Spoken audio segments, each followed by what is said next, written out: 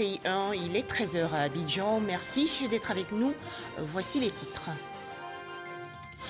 Le chef d'état-major général des armées ivoiriennes aux côtés de ses hommes après la récente attaque des casques bleus ivoiriens à Tombouctou au Mali. Le général de corps d'armée, Lassina Doumbia, a remonté le moral des soldats ivoiriens de la mission des Nations Unies au Mali. Les pays asiatiques à la découverte du djembé, instrument de percussion africain. Les populations d'Asie apprennent en effet à en jouer avec un percussionniste ivoirien. Ibrahim Konaté veut ainsi créer un dialogue culturel Côte d'Ivoire, pays asiatique. Enfin, en Égypte, la saisie des avoirs de 89 cadres des frères musulmans, dont l'ex-président Mohamed Morsi. Après donc la récente attaque de la mission des Nations Unies au Mali, le chef d'état-major général des armées ivoiriennes, le général de corps d'armée Lassina Doumbia, est allé réconforter ses éléments à Tombouctou. Bilan de cette offensive, 4 morts et 3 blessés. Le général Lassina Doumbia a salué la prompte réaction des forces ivoiriennes qui ont réussi à repousser cette attaque. Les détails à Boussanogo. Aéroport de Tombouctou. Ici, les visages sont au recueillement, les mines graves. Le souvenir de l'attaque djihadiste du mercredi 13 janvier est encore vivace dans la mémoire collective. L'annonce de la visite du général du corps d'armée Lassina Doumbia, chef d'état-major général des armées, ce samedi 16 janvier, vient illuminer cette atmosphère particulière. À son arrivée sur le camp de Tombouctou, le général de corps d'armée Lassina Doumbia a été accueilli par le général Wael Chaupki, commandant le secteur ouest de la force de la MINUSMA, avant de recevoir les honneurs militaires rendus par un détachement ghanéen.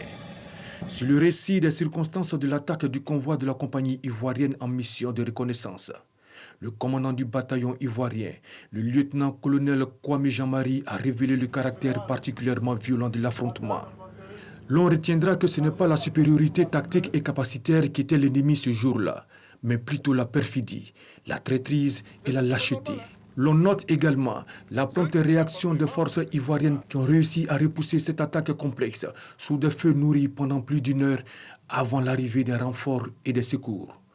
Au casque bleu ivoirien, le chef d'état-major général des armées a transmis les condoléances du président de la République Alassane Ouattara, chef suprême des armées, la compassion du premier ministre, chef du gouvernement, ministre de la Défense Ahmed Bakayoko et le soutien de toute la nation ivoirienne.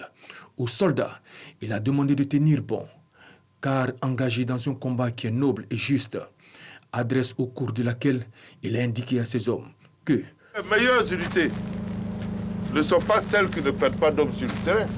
Non, si tu ne prends pas de risques, si tu ne t'engages pas, tu ne perdras pas. Les meilleures unités sont celles qui n'abandonnent jamais ni leurs hommes, ni leur matériel sur le terrain et qui continuent la mission. Toute chose qu'il a retrouvée en cette unité. Et c'est ce que vous avez fait.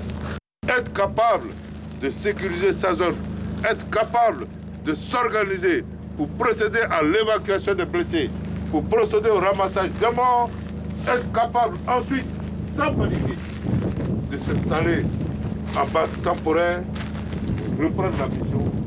Parmi les meilleures unités, celles qui deviennent excellentes, ce sont celles qui sont capables de rebondir, celles qui sont capables de réagir, celles qui sont capables de continuer leur mission.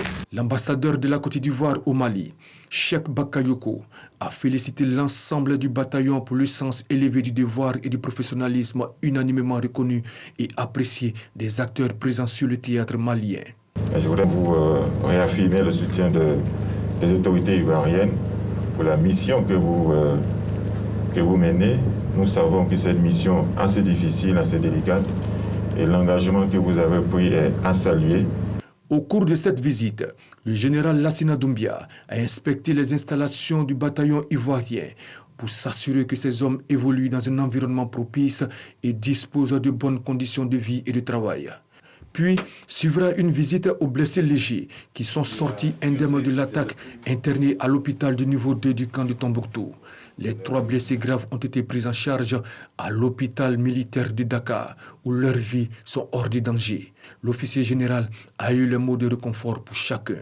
Et conformément aux traditions militaires, les casques bleus ivoiriens ont partagé un repas de corps avec le chef d'état-major général des armées. Un moment bien particulier, constitué des mets typiquement ivoiriens que le chef d'état-major général des armées a pris soin d'emporter avec lui et qui a permis de dissiper les souvenirs encore tenaces et galvaniser des hommes qui, après avoir accusé le coup, sont revigorés et plus déterminés que jamais. C'est sous le coup de 15h GMT que le général de corps d'armée Lassina Doumbia, chef d'état-major général des armées et sa délégation ont pris le chemin du retour. Mais bien avant, le chef d'état-major général des armées, Lassina Doumbia, a reçu au quartier général du secteur ouest de la MINUSMA les admirations du général Wael Chaoufki, commandant ce secteur, du général Denis Gilensport, commandant de la force, et de Ricardo Maya, chef du bureau régional de la MINUSMA pour la bonne tenue du contingent ivoirien. Ensemble, ils ont envisagé les défis considérables à relever et ont convenu d'adapter les actions de la force aux nouvelles formes de menaces. Ceci du fait de la nature complexe de la situation sécuritaire observée ces derniers jours. 25 241 cas confirmés de coronavirus en Côte d'Ivoire. Tous ensemble, soutenons la lutte contre le virus dans le pays.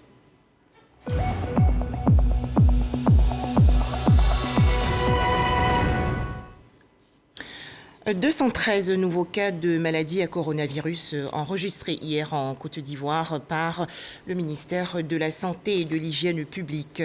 Le pays compte actuellement 25 241 cas confirmés de coronavirus, 23 331 personnes guéries, 141 décès et 1769 cas actifs. Autre actualité nationale et nous partons à Tibissou, dans la région centre du pays. Plusieurs mois après les tensions liées à l'élection présidentielle 2020, les élus locaux, chefs coutumiers et associations de jeunesse renouent le dialogue avec les victimes des casses et pillages, notamment la famille du maire de Divo, Amédée Kouakou. Des échanges entre les différentes parties se sont déroulés récemment. Les précisions dans ce reportage de Clément Bocco. Une forte délégation de chefs coutumiers et de jeunes de Kondé-Yaokro dans le département de Tibissou au domicile du ministre Amédée Kouakou, cadre du RHDP et par ailleurs maire de la commune de Divo. Ils sont venus renouer le dialogue avec leur fils, le ministre Amédée Kouakou, après les événements post-électoraux. Des menaces de mort et plusieurs dégâts matériels ont visé principalement la famille du ministre et cadre du RHDP à Kondé-Yaokro, son village maternel. Après s'être parlé à cœur ouvert, ils décident de faire table rase du passé et repartir sur de bons pieds. Nous sommes venus, nous chefs, librement, voir notre frère, le ministre Amédée, pour présenter les excuses du Tchéwi à notre frère, car nous ne partageons pas le comportement de certains jeunes et de ces jeunes qui se sont comportés comme de vrais vandales. Heureusement, monsieur le ministre nous a compris. Il a accepté notre pardon et nous voulons lui dire merci. Il y a une mission de bon office mise en place par les chefs du département de Tibissou. En partant d'ici, nous allons faire des tournées dans les villages respectifs pour passer le message de cohésion, de paix dans le Tchéwi, afin que ce que nous avons vécu ne soit qu'un mauvais souvenir. Partie prenante à ces actes de vandalisme, les jeunes de Bomizambo et Kondé-Yaokro, à quelques kilomètres de Tibissou. La politique est faite pour se développer et non pour faire la guerre. Certains n'ont pas compris. Nous allons nous atteler à leur expliquer, faire un travail de fond pour ne plus que cela arrive. Prennent part à ces échanges les maires des communes de Tibissou, Kwasi-Kwasi-Kro et Prikro et les chefs traditionnels de la région du Lodjibois. Tous ont salué l'acte et appelé les populations au vivre ensemble. Tabo, dans la région sud du pays, prône la paix et la cohésion sociale. C'était lors d'une rencontre entre le ministre Maurice Kwaku-Bandaman et les chefs traditionnels. Les détails, Eugène Atoubé. Connu pour être une cité paisible, a été hier le théâtre d'affrontements entre militants de partis politiques lors de l'élection présidentielle d'octobre 2020. Aujourd'hui, la population décide à nouveau de vivre ensemble et se mettre dessus les clivages politiques. Acteurs de ce retour à la paix et à la cohésion sociale, les autorités administratives et les chefs coutumiers, conduits par le ministre Maurice Kwaku-Bandaman. Les jeunes, les femmes, les chefs ont bien reconnu les nœuds obscurs qui ont œuvré à cette situation. Eh bien, nous vivons ce qu'ils ont fait comme engagement, m'ont chargé de traduire à son secrétaire tous leurs regrets. Et ils ont pris l'engagement de se mettre toujours à ses côtés pour bénéficier des bienfaits du développement. Ils ont déployé toute leur énergie pour que Tabo retrouve sa vie harmonieuse d'avant trouble. J'ai pris l'engagement que je verrai mes pères, je verrai les jeunes, je verrai les femmes pour que cette paix soit maintenue. Et que pour les élections à venir, tout se passe dans la sérénité. Je voudrais appeler tous les frères, tous les cadres du département de Tabo à faire bloc afin qu'ensemble, nous puissions travailler pour la cohésion, le développement de notre département. Quand il y a de développement, il n'y a pas de couleur politique. Et aujourd'hui, la personne qui peut nous aider à développer Tabo, c'est le président Alassane Ouattara. Les cadres de Tabo prennent l'engagement d'apporter leur contribution au renforcement de la cohésion sociale à Tabo et dans tout le département. Dans cet élan, le ministre Maurice Kwaku-Bandaman, par ailleurs ambassadeur de Côte d'Ivoire en France, a annoncé des missions de sensibilisation des chefs de village de Tabo et de tout le département, dans la perspective des législatives, élections que la population souhaite calmes et sans violence. Un nouveau concept en Côte d'Ivoire, le grain de la paix, a été initié récemment par le Conseil national de la jeunesse et par les jeunes de la commune de Grand Bassam, localité située dans la région sud du pays. Objectif, renforcer la paix et la cohésion sociale dans cette zone. Cette initiative, faut-il le préciser, va ainsi prévenir les conflits intercommunautaires et les violences électorales dans le sud Comoé. Jean Djadji. Des jeunes bassamois venus des quartiers France, Petit Paris, Mossou, Impérial et Nouveau Quartier échangent avec le délégué départemental du Conseil national de la jeunesse et les forces de défense et de sécurité de la localité. Ils sont invités à éviter les violences électorales et à s'approprier les valeurs de cohésion sociale et de paix. Formés sur la gestion des rumeurs et des fausses informations, ils se sont dit prêts à les mettre en pratique. Nous nous sommes retrouvés pour essayer d'initier un concept qu'on appelle grain ou goin ou groupe de paix et de la cohésion sociale, qu'il s'agit pour nous autour du thé, autour de la loco, autour d'un certain nombre de choses, échanger sans grand protocole. Il ne faudrait pas que la politique nous divise. Nous sommes de la même famille. À Bassam, les Ima, les Abourés, les Malinqués, les autochtones, les halogènes sont une grande famille. Le maire et le roi d'Enzima Kotoko de Grand Bassam, Nanan Amon Tanoé, soutiennent cette initiative, bénéfique pour le développement de la région du Sud Comoé. C'est une initiative que la mairie a soutenue et je me réjouis d'avoir pris part à ces échanges empreints de franchise au cours desquels les jeunes ont pu exprimer leurs préoccupations afin que nous puissions continuer ensemble à construire une ville de Grand Bassam éprise de paix qui avance dans la cohésion sociale. Les jeunes de Grand Bassam, au travers de cette rencontre, sont déterminés à faire de leur département un havre de paix et de réconciliation nationale. Bouaké, ville située dans la région centre du pays, a accueilli récemment une entreprise concessionnaire d'automobiles. Cette structure, inaugurée par le ministre des Transports Amadou Koné, entre dans le cadre de la relance des activités économiques du Bouaké. Une opportunité de stage et d'emploi pour la jeunesse de Bouaké, nous dit Djeneba Ouattara de RTI Bouaké. Le renouvellement du parc automobile, une action gouvernementale saluée par les acteurs du secteur du transport. Cependant, les premiers bénéficiaires, les transporteurs de l'intérieur du pays, sont confrontés à d'énormes difficultés. Par exemple, le véhicule a eu problème à l'intérieur. Comment faire pour aller jusqu'à Abidjan avec le véhicule? Vraiment, ce n'était pas facile. Pour faire face à cette situation, une entreprise concessionnaire automobile ouvre une agence à Bouaké. Pour l'instant, nous allons ouvrir le côté SAV, c'est-à-dire service après-vente. Ça va consister à d'abord faire l'entretien des autocars, des petits véhicules, des minibus et des camions. Et nous allons avoir un approvisionnement en pièces détachées de différents ordres. Et au niveau de Bouaké, il faut permettre à ce que ça décongestionne dans un cadre purement technique. L'inauguration des locaux de cette entreprise est une grande satisfaction et suscite d'énormes espoirs pour les responsables du transport de Bouaké. Plus de 870 nouveaux véhicules. Vous avez permis que ces véhicules soient mis à la disposition des acteurs du secteur des transports. L'image que nous avons à travers ces opérations se traduit par la volonté du président de la République, du Premier ministre et du gouvernement de faire en sorte que les populations ivoiriennes soient transportées en toute sérénité.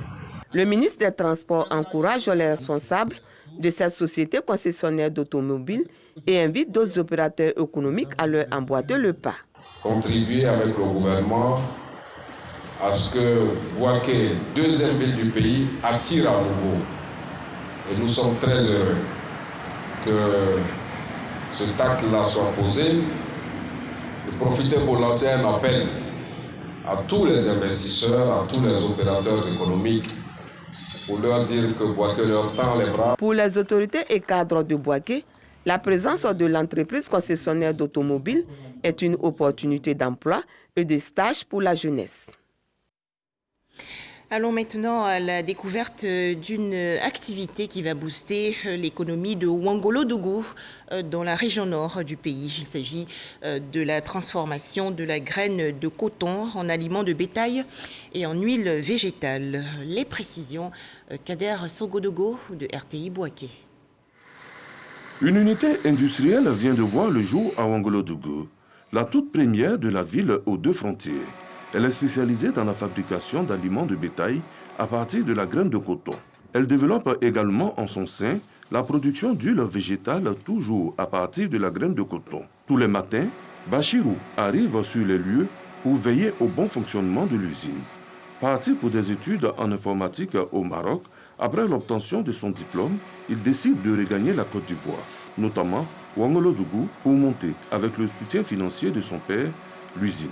Avec ce qu'on a vu au Maroc, on a vu que le développement se repose sur l'investissement.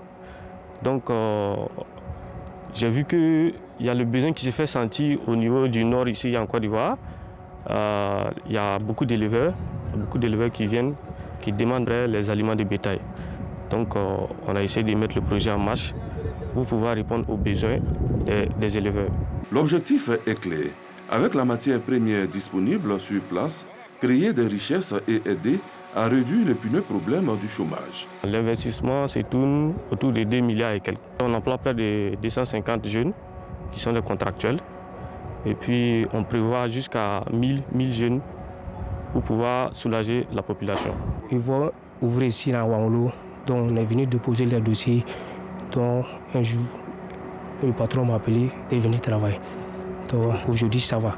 La production, en ce qui concerne l'aliment de bétail, trouve déjà preneur. Le marché local et les pays de l'Interland auxquels il faudra ajouter le Sénégal. On vend plus de 1200 tonnes par mois. Ça représente 1,2 milliard. Une technique de production, avec la production d'aliments de bétail, il faudra également compter avec celle de l'huile végétale qui a commencé à fonctionner. La base première, là, c'est aliment bétail. Donc après aliment bétail, nous sortons encore l'huile brute. Et après, On va raffiner l'huile et recevoir en fait le savon. Avec le projet de port sec de Fekese-Dougou, les activités de cette usine à Ouangolo-Dougou vont connaître un pic. Ce serait tant mieux pour la région du Tiologo. Bientôt, une usine de traitement de noix de cajou à Tiébissou, dans la région centre du pays. Cette structure va recruter 200 personnes. Objectif, favoriser l'insertion socio-professionnelle des jeunes. Le point, Astou Touré. Une usine de traitement de noix de cajou en construction à Tiébissou. Située à quelques encablures de la nouvelle autoroute Yamoussoukro-Bouaké, le chantier s'étend sur 10 hectares. C'est le fruit d'un partenariat entre la Côte d'Ivoire et la République de l'Inde. Cette initiative du maire Germain Ndri en vue de favoriser l'écoulement des productions des planteurs et répondre aux problèmes de l'employabilité des fils et filles de la région du Bélier. Également, lutter contre l'insécurité liée au banditisme. Avec cette usine, je pense que nous allons pouvoir résoudre le problème du travail des enfants, de nos jeunes frères et sœurs. Et puis aussi nos parents producteurs, comment faire évacuer leurs produits. C'est avec fierté et joie que nous remarquons, nous constatons que les travaux sont très avancés. La capacité de production de Tiébissou en noix de cajou est d'environ 20 tonnes. Selon le directeur de l'entreprise de construction, les travaux sont en voie d'achèvement et la fin des travaux est prévue pour juin prochain. À terme, cette usine va employer 200 jeunes. Au chapitre culture, le Djaka Festival à Divo, dans le sud-ouest du pays. Il s'agit pour les peuples d'Ida et Gaudier de célébrer la paix et la cohésion sociale pour cette 10e édition. Franck Quadio. Le crépitement du tam-tam et le martèlement des pas des danseurs, une symphonie entraînante, ce sont des scènes de la vie quotidienne, une caractéristique du Zaurada, danse initiatique. Cette partie de danse-là, représente la vie quotidienne que nous passons au village. Oui, le chant, le matin on va au champ. Des fois aussi on se fâche, on se bat, c'est-à-dire ça relate toute la vie quotidienne. On initie les enfants, les jeunes enfants. Il n'y a pas que la danse en pays d'Ida. Le Djaka Festival à Divo, c'est aussi le rendez-vous de la gastronomie avec le tchétchara, du textile à travers le fameux raffia tissé, le Nigbeli Lokui, sans oublier les rites et coutumes traditionnelles des peuples d'Ida, Gaudier et leurs alliés. Cette édition du Djaka Festival, la 10e, a une saveur particulière. La 10e édition a pour thème la paix. Et chez nous, nous parlons de Bobla. Bobla est une feuille symbolique qui détermine la paix. C'est comme le drapeau blanc.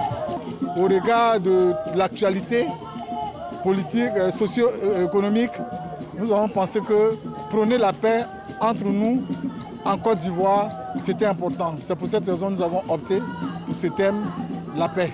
Le peuple acquiert comme peuple invité d'honneur, mais aussi l'apport traditionnel des Achans du sud du pays, toute une synergie pour porter la culture à travers la paix. Parce que vous le savez, nous avons traversé des périodes difficiles. Donc ce thème cadre avec la volonté de ce peuple-là de tourner cette page définitivement et pour vivre en paix dans l'intérêt du développement et du bonheur de cette population du Lodjibois. Les Didas sont le peuple qui a le plus d'alliés en fait, dans ce pays. Donc voilà, on a toujours prôné ça. Et cette année, avec la 10e édition, on voulait vraiment formaliser ça, l'union, la paix, la cohésion sociale. Nous prenons depuis 2015 que le festival est le creuset, n'est-ce pas, de la cohésion sociale. Parce qu'ici, il n'y a pas d'ethnie, il n'y a pas de parti politique, tout le monde se retrouve autour d'un idéal. Parler de cohésion, de paix par le rassemblement des peuplades réunis sur un même sol, c'est l'exercice recommandé par les différentes personnalités venues soutenir cette célébration culturelle. Notre pays vient de traverser une période difficile, donc nous avons lancé un appel au nom de M. le Premier ministre pour que la paix et la cohésion continuent de régner dans la région du Lodjibois, parce que c'est la paix et la cohésion qui permettront donc à notre région d'aller de l'avant. C'est-à-dire la région a besoin d'infrastructures et ces infrastructures ne peuvent se réaliser que lorsqu'il y a la paix. Un Djaka Festival Bobla 2020 encore plus en couleur et en ferveur, avec en prime d'autres activités ludiques telles le sport, mais surtout le Djaka Off marqué par des soirées illuminées. L'édition 2020 a clos ses portes pour mieux ouvrir celle de l'édition 2021.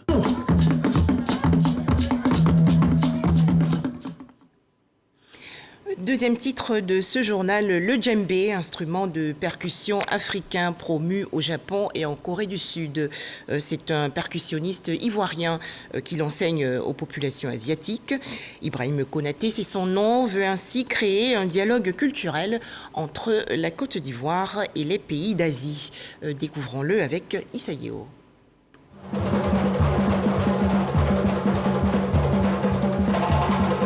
Le djembé n'a pas de secret pour lui.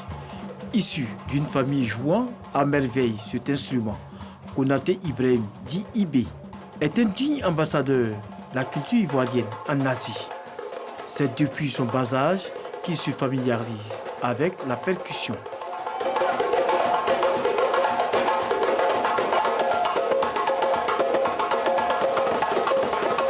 Cela fait 8 ans et demi qu'il exporte et enseigne ce art au Japon, où il a passé 7 ans, puis en Corée du Sud depuis 1 an et demi. Arrivé à Abidjan au mois de décembre pour des vacances, ce samedi, Konaté Ibrahim fait un tour dans sa cour familiale au plateau de cuir, là où l'histoire de l'apprentissage du djembé a commencé. Et moi, mon père, déjà, il était musicien, il est djembé fola. Donc, nous, voilà, on est né dedans, on voit en même temps tout le monde a des djembés. Nous aussi, on a commencé dans ça. Et nous, son meilleur ami, c'était un grand guitariste. Ses enfants aussi, ils sont devenus les grandes danseuses. Et les garçons aussi, ils sont devenus des musiciens. Donc, nous tous, c'était dans la même famille. Donc, les gens qui sont à la maison, et de temps en temps, ils se disaient qu'on faisait beaucoup de bruit. Ils sont fatigués. De temps en temps, mais bon, nous, c'est notre destin. Faire du djembé son métier et son gagne-pain a toujours été son rêve depuis son enfance. Mais un rêve, pas du tout, du goût des parents. On avait voulu qu'il fasse autre chose. Mais il s'est caché, il a tapé doucement. Et puis on l'a surpris dans la cérémonie. Aujourd'hui, il est la fierté de sa famille. Ibé a une troupe théâtrale au Japon. Du Japon, il revient un jour. Cette année, je vais dire, il dit, maman, avec vos bénédictions, j'ai évolué vers la Corée. Je fais le va-et-vient entre la Corée et le Japon, grâce à vos bénédictions. C'est le concert que aujourd'hui, les gens commencent à parler de moi dans le monde. Je veux mon pays d'abord. Effectivement, c'est des jeunes gens que j'ai connus depuis 1999 que je suis dans le quartier. Et du coup, et le jeune Ibé, on les voyait, les jeunes japonais qui venaient de parler d'eux. Effectivement, on les voyait, nous on ne savait pas que Assalé allait devant.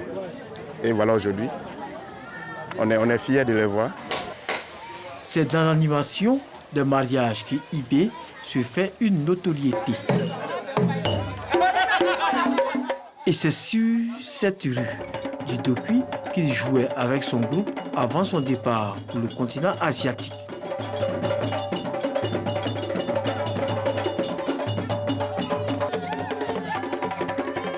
Ambassadeur du djembé en Corée du Sud, Ibé n'hésite pas à partager son savoir avec le reste du monde. Je peux avoir des élèves 30, 20, 40, mais bon, ça c'est là-bas. Mais ici, je dois faire quoi? Donc je suis connu à l'Asie, bien sûr. À l'Asie, quand il dit Ibrahim Konaté, Ibé, tout le monde connaît. Le Japon, comme la Corée du Sud, comme la Thaïlande, Taïwan, comme en Chine. Maintenant qu'il s'est imposé au Japon et en Corée du Sud, Ibrahim Konaté, dit Ibé, a un grand défi à relever. Celui d'instaurer un festival de djembé à Abobo.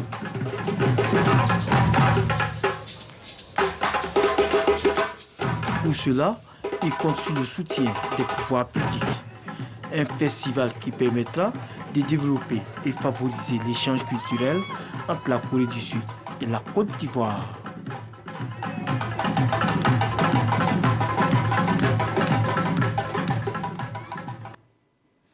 Des nouvelles sportives à présent avec le championnat d'Afrique des Nations 2021. Le CHAN se déroule du 16 janvier au 7 février prochain. Le premier match de la poule B s'est soldé par un 0 but partout entre la Libye et le Niger. En Égypte, un tribunal ordonne la saisie des avoirs de l'ancien président Mohamed Morsi et de 88 autres cadres des Frères musulmans, un mouvement classé terroriste par le Caire. Mais le montant des avoirs n'a pas été précisé.